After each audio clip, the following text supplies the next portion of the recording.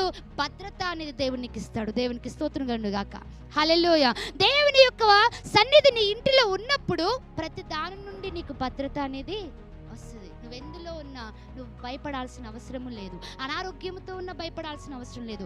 ఆపదలో ఉన్న భయపడాల్సిన అవసరము లేదు. ఎందుకనంటే భద్రతనిచ్చేవాడు నీ ఇంటిలో ఉండగా దేనికి భయం? దేవునికి స్తోత్రం కలుగును.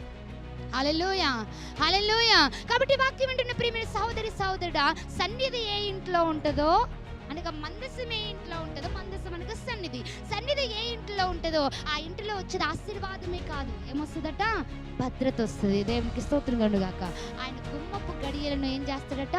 బలపరుస్తాడు.